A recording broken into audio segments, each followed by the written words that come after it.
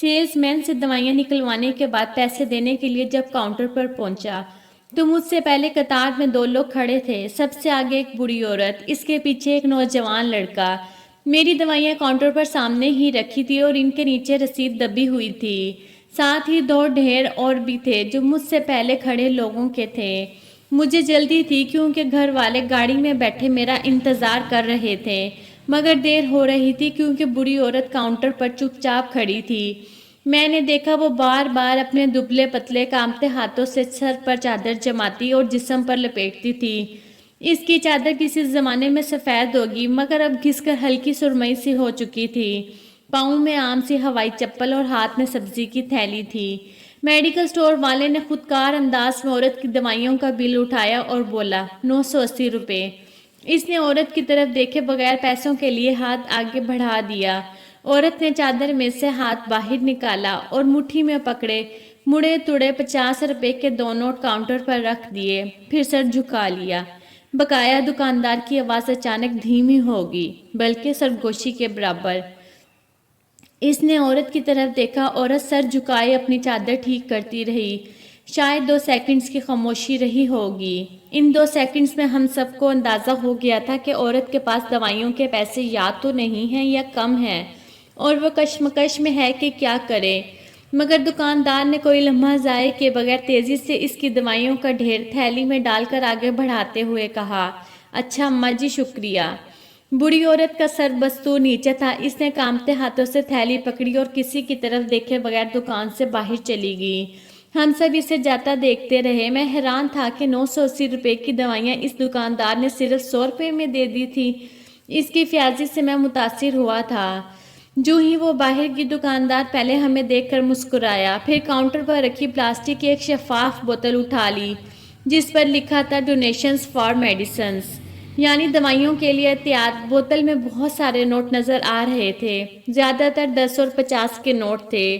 दुकानदार ने तेज़ी से बोतल खोली और इसमें से मुट्ठी भर कर पैसे निकाल लिए। फिर जितने पैसे हाथ में आए इन्हें काउंटर पर रख कर गिनने लगा। मुझे हैरत हुई कि ये क्या काम शुरू हो गया है, मगर देखता रहा। दुकानदार ने जल्दी जल्दी सारे नोट गिने तो 350 रुपये थे। इसने फिर बोतल में हाथ डाला और बाकी पैसे भी निकाल लिए। अब बोतल बिल्कुल खाली हो चुकी थी। इसने बोतल का ढक्कन बंद किया और दोबारा पैसे गिनने लगा। इस बार कुल मिलाकर 550 रुपये बन गए थे। मैंने इस बूढ़ी औरत के दिए हुए 50 के दो नोट बोतल से निकलने वाले पैसों में मिलाए और फिर सारे पैसे उठाकर अपनी दराज में डाल दिए। फिर मुझसे आगे खड़े गाहक की तरफ मुतवज्जा होकर बोला, जी भाई। नौजवान जो खामोशी से ये सब देख रहा था 1000 का नोट आगे बढ़ा दिया। दुकानदार ने इसका बिल देकर नोट दराज में डाल दिया और गिनकर 330 रुपये वापस कर दिए। एक लम्हा रुके बगैर नौजवान ने बकाया मिलने वाले नोट पकड़कर इन्हें तय किया, फिर बोतल का ढक्कन खोला और सारे नोट इसमें डालकर ढक्कन बंद कर दिया। अब खाली होने वाली बोतल में फिर से 100 के 3 और 10 के 3 नोट नजर आने लगे। नौजवान ने अपनी थैली उठाई और जोर से सलाम किया और दुकान से चला गया। बामुश्किल 1 मिनट की इस कार्रवाई ने मेरे रोंगटे खड़े कर दिए थे। मेरे सामने चुपचाप एक अजीब कहानी मुकम्मल हो गई थी और इस कहानी का किरदार अपना अपना हिस्सा मिलाकर ज़िंदगी के स्क्रीन से गायब हो गए थे। सिर्फ मैं वहाँ रह गया था जो इस कहानी का तमाशाई था। मैंने हैरानगी से पूछा, भाई ये क्या किया है आपने? मुझसे रहा न गया और मैं पूछ बैठा, ये क्या काम चल रहा है?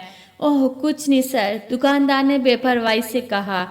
इधर ये सब चलता है, मगर ये क्या, आपने तो औरत से पैसे कम लिए हैं, पूरे 800 रुपये कम, और बोतल में से भी कम पैसे निकले हैं। तो क्या ये अक्सर होता है? मेरे अंदर का पुराना सहाफ़ी बेचैन था जानने के लिए कि आखिर वाक़या है क्या।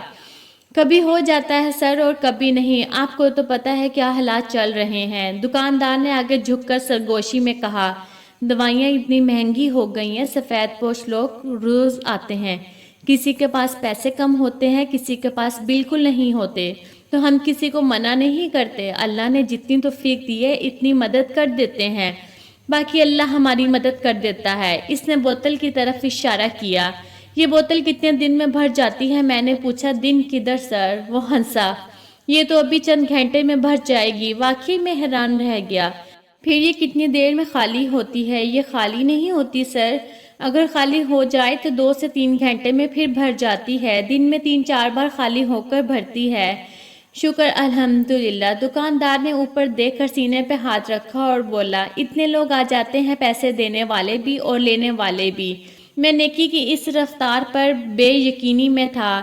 وہ دکاندار بولا، ابھی آپ نے تو خود دیکھا ہے سر۔ وہ ہنسا۔ بوتل خالی ہو گئی تھی، مگر کتنی دیر خالی رہی؟ شاید 10 سیکنڈ۔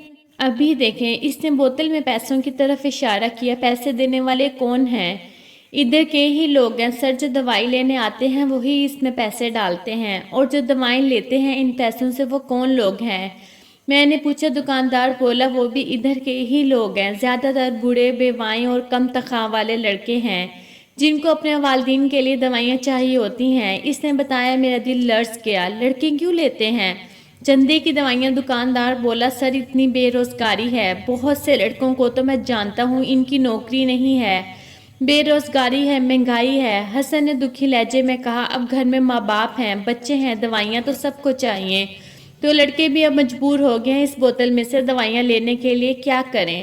کئی بار تو ہم نے روتے ہوئے دیکھا ہے اس میں سے لڑکوں کا پیسے نکالتے ہوئے، یقین کریں ہم خود روتے ہیں۔ مجھے اس کی آنکھوں میں نمی تیرتی نظر آنے لگی۔ اچھا میرا کتنا بل ہے؟ میں نے جلدی سے پوچھ لیا کہ کہیں وہ میری آنکھوں کی نمی نہ دیکھ لے۔ 740 روپے اس نے بل اٹھا کر بتایا اور ایک ہاتھ سے اپنی آنکھیں پوچھی۔ میں نے بھی اس کو 1000 کا نوٹ تھمایا اور پیسے باقی بچے بوتل کا ڈھکن کھول کر اس میں ڈال دیے۔ جزاک اللہ سر۔ وہ مسکرایا اور کاؤنٹر سے ایک ٹافی اٹھا کر مجھے پکڑا دی۔ میں سوچتا ہوا گاڑی میں آ بیٹھا۔ دوستو میری ویڈیو اچھی لگی ہو تو پلیز میرے چینل کو سبسکرائب کر کے ویڈیو کو لائک کر دیں۔